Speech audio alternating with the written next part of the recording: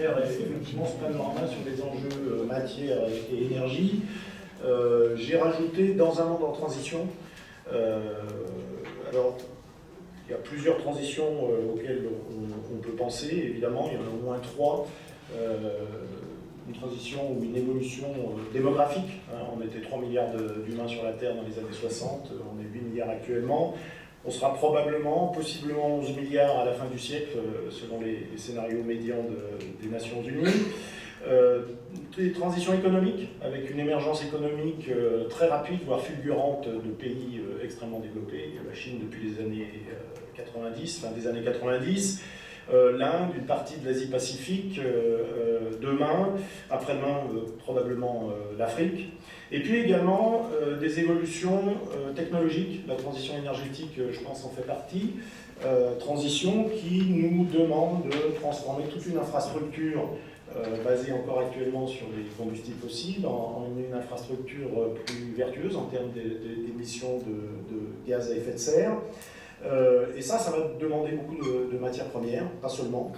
Ça va demander aussi de l'énergie, notamment parce qu'il faut beaucoup d'énergie pour fabriquer ces matières premières. Et c'est, je pense, là où se situe le nexus matière et énergie, avec des relations à double sens. Il y a une autre transition également qui me semble importante quand on parle de matières premières et d'énergie, c'est la transition numérique d'une manière générale. Augmentation notamment de toutes les technologies connectées qui ouvrent la porte vers des nouvelles technologies qu'on a du mal à prévoir actuellement. Alors cette relation entre énergie et matières premières, qui je le répète est à double sens, fait écho, cette thématique fait écho à une hausse des prix assez récente qu'on a vue après l'épisode Covid, et qui a été d'abord interprété comme une reprise économique un peu vigoureuse après cet épisode Covid, renforcé bien sûr par le conflit en Ukraine. Cela dit, si on regarde les évolutions historiques sur le long terme, on s'aperçoit que ces évolutions de prix en monnaie constante existent depuis longtemps pour l'énergie, entre 1 et 2% par an, et pour les métaux également, avec une grosse période d'accélération à la fois de l'augmentation de prix, mais également de la volatilité du prix des matières premières, depuis, on va dire, le début des années 2000, date à laquelle la Chine tire vraiment la demande vers le haut.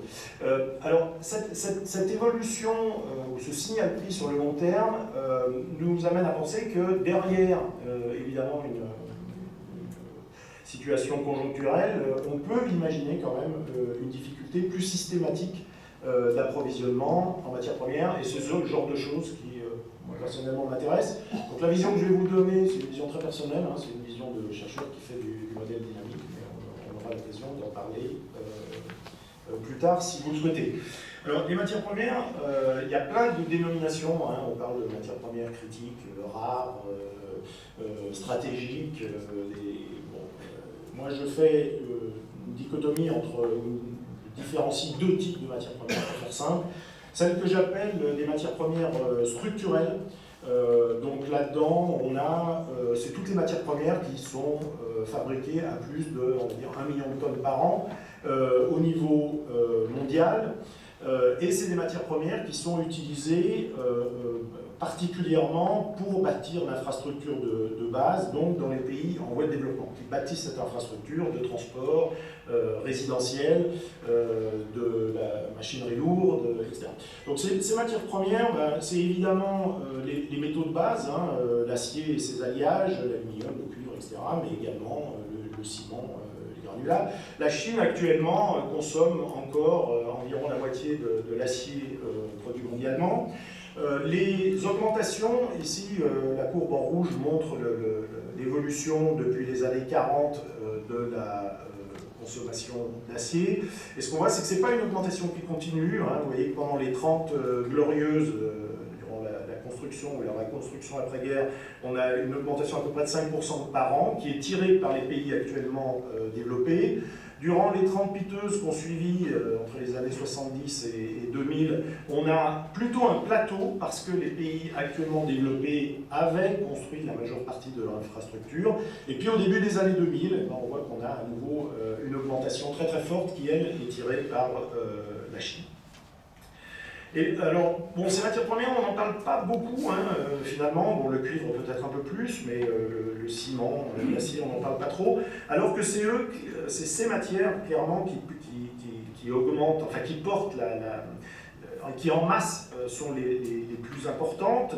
Un exemple ici, la masse de toute l'infrastructure qui nous entoure, y compris les buildings, est supérieure à la masse des arbres, notamment. Sur Terre, la masse de plastique produit est supérieure à la masse des espèces vivantes. Donc on n'en parle pas beaucoup, mais c'est quand même une source d'impact environnementaux, l'utilisation de ces matières premières structurelles, qui est extrêmement importante.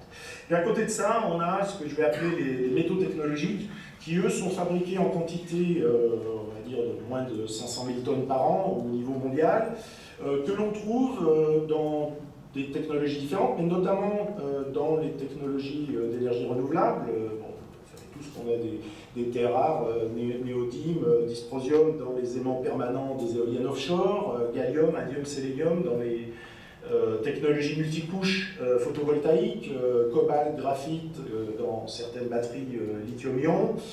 Donc ça, c'est un premier secteur, le secteur de l'énergie. Un deuxième secteur, ici, plutôt information, télécommunication. Dans les années 80, il fallait une dizaine de métaux pour construire le microprocesseur d'un ordinateur. Actuellement, on a une cinquantaine de métaux, un petit peu plus, donc on couvre quasiment tout le tableau périodique. Et puis, il y a une myriade d'autres utilisations. J'en donne un exemple ici. Les displays dans les voitures, indium, tous les petits moteurs qui servent à monter, baisser les vitres, activer les sièges, etc., c'est des aimants permanents avec des terres rares aussi. Et si on multiplie évidemment ces quantités utilisées, et bien là, on arrive à des évolutions qui sont très très fortes, même supérieures à celles des métaux de base, de l'ordre de 10% par an, voire plus. Alors bon, c'est cette deuxième catégorie, clairement, notamment de métaux, qui a beaucoup de résonance et qui continue à faire les gros titres, notamment des médias, des métaux, des besoins colossaux pour la transition énergétique, etc. Voilà, mais j'insiste sur le fait que les matériaux de base, les matières premières de base, sont également extrêmement importantes et actuellement, c'est elles qui portent le principal poids en termes d'émissions de CO2. Production des matières premières, actuellement, environ 35% de la consommation utilisée par l'industrie est utilisée pour fabriquer les matières premières. Donc c'est loin d'être négligeable. Et ça représente environ, au niveau mondial, environ 50% des émissions de CO2 de l'industrie, dans un contexte qui, par ailleurs, on ne vous apprend rien, est assez déprimant en termes d'émissions de gaz à effet de serre, acidification des océans, etc. Donc tout ça, ça nous renvoie quand même à une vision un peu anxiogène, et ça nous renvoie aux prévisions catastrophiques du Club de Rome. Donc c'est quelque chose qui date maintenant, début des années 70, où, je la fais courte, mais en gros, on a un effondrement de la population, du produit industriel, de l'agriculture, etc., dont le déclencheur est la difficulté croissante à accéder à des ressources fossiles, et notamment des ressources énergétiques. Alors, bon, je vais passer quelques temps à vous donner ma vision, en tous les cas assez personnelle, de la manière dont on peut se projeter dans le futur, sur le long terme. Je peux parler de technologie et de solutions court terme. Cette évolution future, pour discuter du futur des matières premières en particulier, mais également de l'énergie, il y a deux aspects. Il y a d'abord une estimation de la demande future, évidemment, et c'est probablement le plus facile à faire. Et puis après, il va falloir mettre en regard de cette demande les capacités de production, dans le cas des métaux, la production primaire, mais également du recyclage, puisqu'on a cette chance quand même que les métaux peuvent se recycler. Il va falloir prendre en compte les possibilités de substitution pour pour chaque matière, pour chaque ressource, dans toutes les technologies, par pays, dans un système qui est hautement dynamique, hein, où on a un monde en évolution, en transition, même si ce mot est critiqué, dans un monde mondialisé, donc avec des forts échanges également entre les pays et des forts contrastes entre les pays.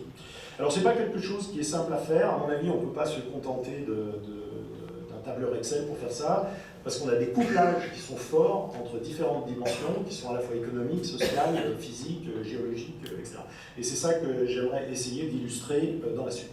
Alors concernant la demande, clairement, quand on regarde l'évolution historique des pays actuellement développés, c'est par scoop, on s'aperçoit que le premier moteur de la consommation, c'est l'augmentation à la fois de la population et du PIB. Donc je montre ici trois exemples, l'évolution de la consommation de cuivre, d'aluminium et d'acier, en kilos par habitant en fonction du PIB par habitant pour des pays actuellement développés. Et on s'aperçoit que les trajectoires d'évolution sont assez similaires. On a une première période en dessous de, on va dire, 10 000 $ de PIB par habitant. Donc c'est des dollars de 1998 par convention. Ça n'a pas beaucoup d'importance. Mais en dessous de 10 000 $ par habitant, on a une très très forte augmentation de la quantité de métal utilisé par habitant, et puis il y a un moment donné où on atteint un seuil de saturation, et on a un découplage entre l'évolution du PIB par habitant ici et la consommation qui est relativement stable. Donc c'est des choses que l'on voit pour les métaux, mais qu'on voit aussi dans une certaine mesure pour le pétrole, par exemple ici, avec quand même des niveaux de saturation qui peuvent varier selon les pays. Je ne vais pas rentrer dans le détail. Donc l'idée, c'est de reconnaître que l'évolution de la consommation suit une courbe logistique, on démarre en exponentiel, on va vers du linéaire, et puis après on atteint un seuil de saturation. Et la raison pour laquelle les choses évoluent comme ça, c'est parce que l'infrastructure, le développement de l'infrastructure dans les différents pays, suit également cette évolution logistique. Vous voyez ici, vous avez le nombre de voitures par habitant. En fonction du PIB par habitant, eh bien, on a un seuil de saturation ici qui est pour environ 0,7-0,8 voitures par habitant. Alors évidemment, il y a des différences entre les villes. À Paris, on est à 0,3 voitures par habitant parce que l'urbanisation est forte.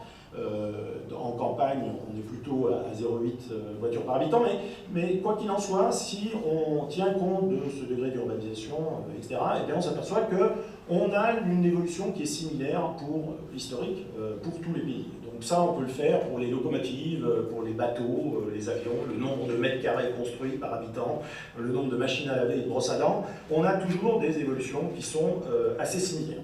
Et ça nous arrange bien parce que ça veut dire que cette évolution tendancielle, on va la poursuivre dans le futur en disant les pays en voie de développement risquent de suivre le même chemin, et ça va pouvoir nous aider à avoir une idée de la manière dont l'infrastructure de ces différents pays va se développer au cours du temps pour des évolutions de PIB par habitant qui vont être imposées. Alors, je donne un exemple ici pour la France. Sur ces figures, les symboles bleus, c'est les données historiques observées, et puis les données rouges, c'est le résultat d'un modèle qu'on a produit.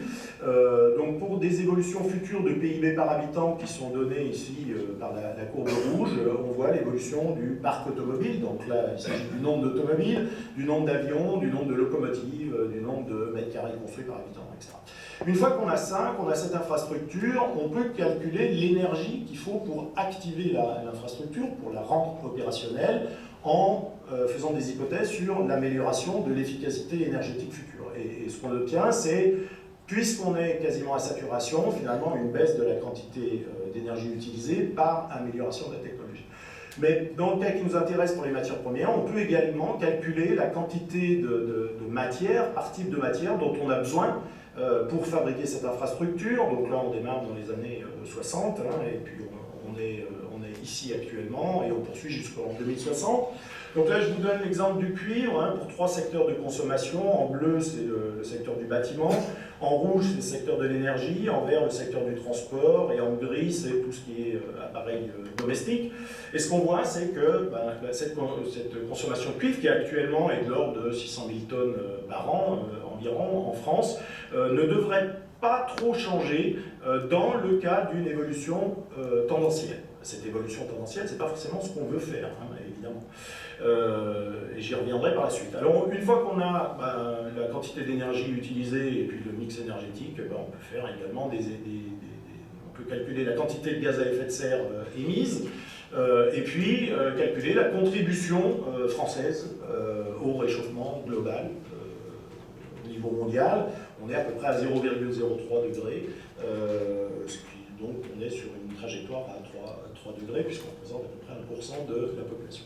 Alors là où je veux en venir, c'est que cette évolution tendancielle mondiale, alors j'illustre ça à nouveau par le cuivre, elle est très différente si on parle de pays développés ou de pays en voie de développement. Vous voyez que pour les pays développés, donc là, ça c'est les États-Unis, l'Europe, la France, on est sur ce niveau de saturation, et la consommation en cuivre, si on continue dans une évolution tendancielle, devrait peu changer. A l'inverse, bien sûr, dans les pays en voie de développement, et c'est le cas de la Chine, très très forte accélération, le point jaune montre 2020, augmentation de la consommation qui devrait se poursuivre jusqu'en 2030, 2040, avant de descendre et d'atteindre ce niveau de saturation. La Chine, je le répète, aujourd'hui, l'Inde, demain, l'Afrique, on peut faire des évolutions de PIB par habitant données, fixées, et finalement, c'est la somme de toute cette contribution qui nous donne l'image mondiale, et donc si nous, en pays développés, on est sur le niveau de saturation, c'est évidemment pas du tout le cas au niveau mondial, où on anticipe clairement une augmentation de la consommation, alors c'est vrai pour le cuivre, mais c'est vrai pour plein de métaux différents, dans le futur. Donc ça, c'est une approche vraiment tendancielle où on ne parle même pas de transition énergétique. Maintenant, si on rajoute cette couche transition énergétique, et notamment des contraintes ici sur la vitesse à laquelle on veut réduire nos émissions de gaz à effet de serre, la flèche rouge, c'est la trajectoire donnée par la SNBC, et bien évidemment, on va jouer notamment sur les technologies, avec une électrification massive, soit en utilisant des énergies renouvelables, soit en utilisant du nucléaire, mais en tous les cas de l'électricité non carbonée. Et ça, clairement, ça va nous changer nos besoins, notamment en ressources, et ça va avoir un impact sur le coût des matières premières, mais également le coût des technologies. Alors, si on parle d'énergie renouvelable, il y a deux problèmes évidemment pour les énergies renouvelables, l'intermittence que tout le monde connaît bien. Il y a aussi le problème qu'il s'agit d'énergie de flux et pas d'énergie de stock. À l'inverse, par exemple, des hydrocarbures qui ont une densité énergétique très élevée, qu'on peut stocker dans des jerrycans. Ce n'est pas le cas des énergies renouvelables. Et ce caractère dilué de l'énergie implique qu'on doit utiliser de grandes infrastructures pour capter cette énergie et la transformer en une énergie utilisable. Donc, un exemple ici, une éolienne offshore, 6 MW de puissance. Cet engin fait presque 200 mètres de haut, il contient 1500 tonnes d'acier, un aimant permanent probablement de 3 tonnes avec environ 500 kg de terre rare. Mais restons sur l'acier, 1500 tonnes pour 6 MW de puissance, ça fait 250 tonnes par mégawatt de puissance, ce qui est supérieur, voire largement supérieur au contenu acier de différentes technologies produisant de l'électricité en utilisant soit des combustibles fossiles, soit des combustibles nucléaires. Donc si on remplace pièce par pièce, ce qui ne sera pas le cas, mais si on remplace pièce par pièce des centrales thermiques utilisant des combustibles fossiles ou nucléaires par des éoliennes, clairement on anticipe une surconsommation de métal. Ça c'est en puissance. Si on passe en énergie maintenant, évidemment la différence est encore pire. Donc ça je ne vais pas le montrer. Ouais, si. Je peux vous... Je reviens en arrière. Il faut à peu près 500 éoliennes de ce type-là pour remplacer une centrale de 1300 MW nucléaire. Alors cette observation qu'on fait pour l'acier, on peut la faire pour plein d'autres matières premières. J'illustre ça très rapidement ici. Pour le béton, l'acier, l'aluminium et le cuivre. Dans le champ blanc ici, vous avez des technologies utilisant des combustibles fossiles et nucléaires, et puis dans le carré vert, différentes technologies renouvelables, hein, éolien, PV, en ferme avec un tracker jusqu'au solaire à concentration. Et bon, dans tous les cas, on voit que clairement l'intensité matière est supérieure, quelquefois pas, c'est pas énorme, dans d'autres cas c'est beaucoup plus important, que pour les technologies utilisant des combustibles fossiles. Voilà, donc si on combine tout ça, pour faire court, le résultat auquel on arrive, c'est que l'intensité matière des technologies de production d'électricité renouvelable, donc en tonnes par mégawattheure, maintenant est 5 à 10 fois supérieure à celle des stations de production d'électricité plus classiques. Voilà. Alors comment ça se traduit ça? Ensuite, une fois qu'on a ces évolutions des quantités par unité d'énergie produite, on peut l'appliquer et faire quelques calculs en utilisant des scénarios qui existent. Je vous donne deux exemples ici. Le scénario RTS qui commence à dater, hein, mais bon, je l'utilise encore parce que il est pas mal fait, il y a pas mal de données technologiques dessus, qui a été publié par l'IEA en 2017. RTS, c'est pour Reference Technology. Et le scénario à côté, B2DS, Beyond 2 Degrees. Donc dans le premier cas, on a une augmentation de la production d'électricité qui est compatible avec une augmentation de la population et probablement du PIB par habitant. Mais on a également un changement dans la composition de ce mix énergétique avec une incorporation d'environ 30% de renouvelables en 2060, ce qui est en accord avec les accords de Paris. Dans le deuxième cas, par contre, c'est un scénario beaucoup plus ambitieux, notamment en termes de renouvelables, hein, puisqu'on attend environ 75% de renouvelables aux dépens des énergies fossiles. Bon, je donne ici les quantités cumulées de cuivre, acier et aluminium nécessaires dans les deux scénarios. Alors attention, les échelles sont différentes, hein, ici, c'est pour ça que les trois courbes sont proches, mais bon, vous avez compris. L'idée générale, c'est qu'on a besoin de 2 fois plus de métaux dans le second scénario par rapport au premier scénario. Évidemment, la production d'électricité, c'est qu'une partie de la chaîne de l'énergie, donc il faut faut partir vraiment de la production primaire d'énergie. Alors ça va comprendre les plateformes pétrolières, les tankers, les pipelines, etc. Toute cette infrastructure, la transformation en une énergie utilisable, donc les raffineries de pétrole, les stations de production d'électricité, jusqu'aux utilisations finales. Et donc, dans ce genre de modèle, on a une centaine de technologies à peu près. Et quand on touche à une partie de la chaîne de l'énergie, c'est toute la chaîne, tout le reste de la chaîne qui est également impacté. Donc voilà, donc c'est des calculs comptables, mais quand même qui vont un petit peu dans le détail. Donc je donne un autre exemple ici, le cas du transport routier, on parle beaucoup des batteries lithium-ion. À nouveau, pour les deux scénarios que j'ai montrés précédemment, dans le premier, on a une pénétration des véhicules électriques qui est relativement faible, ici en grise. Dans le deuxième scénario, par contre, on a une pénétration beaucoup plus forte. Et puis, j'ai calculé ici la quantité de cobalt qu'il faut en utilisant des batteries classiques actuelles, des NMC, donc on varie de 20 à 80, et puis, je ne sais plus, j'ai dû prendre 50 kWh, quelque chose comme ça. C'est pas très important. Ce qui est important, c'est de voir que la quantité de cobalt, si on reste sur les mêmes technologies, ce qui n'arrivera pas, mais si on reste sur les mêmes technologies, la quantité de cobalt dans le deuxième scénario est bien supérieure à la quantité de cobalt dans le premier scénario, tellement élevée qu'elle dépasse les réserves de cobalt connues, répertoriées par l'USGS en 2020. Alors ces réserves elles-mêmes vont changer, il faut faire attention, mais bon, ça nous donne une idée quand même, un ordre de grandeur. Ça, c'est le type de calcul qui est fait, que vous allez trouver dans plein de bouquins, dans les rapports de l'IEA, etc. Après, on peut se poser la question, est-ce que ça, c'est vraiment un calcul suffisant? À mon avis, non, parce que le cycle des matières premières et toute notre affaire, là, c'est vraiment un problème de stock et de flux. Les calculs sont faits, comme je l'ai fait précédemment, en regardant uniquement l'infrastructure. C'est-à-dire on a un stock de matières premières dans une infrastructure qui est en train de se développer.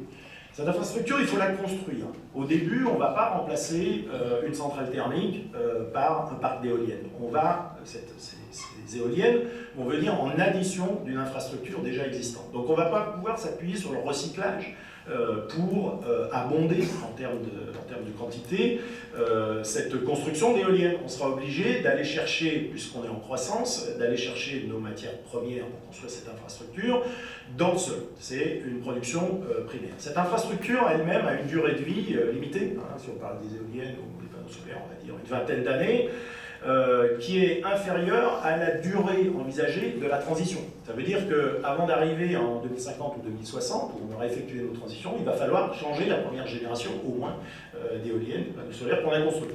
Alors quand cette infrastructure arrive en fin de vie, elle nourrit un stock de produits en fin de vie ou qui peut être utilisé comme source de métaux, notamment pour le recyclage qu'on réinjecte dans l'infrastructure. Mais le recyclage n'est jamais à 100%. Donc ça veut dire qu'on a une perte à chaque boucle de recyclage. Donc dans notre cas, tous les 20 ans, on va perdre, on va dire, pour le cuivre, je dis n'importe quoi, pas tout à fait, 40% du cuivre. Et pour maintenir notre infrastructure, ces 40%, il va falloir les compenser par une nouvelle arrivée de primaire. Ça veut dire quoi? Ça veut dire que ce graphique nous montre deux choses. Il nous montre que l'intégrale de la production primaire, ici, est toujours supérieure au stock qu'on a dans l'infrastructure, à cause de cette perte. Et ça, c'est important, parce que les taux de recyclage sont loin d'être égaux à 100%. Alors, ils sont assez élevés ou raisonnablement élevés dans les pays développés, ce n'est pas le cas forcément dans les pays en voie de développement.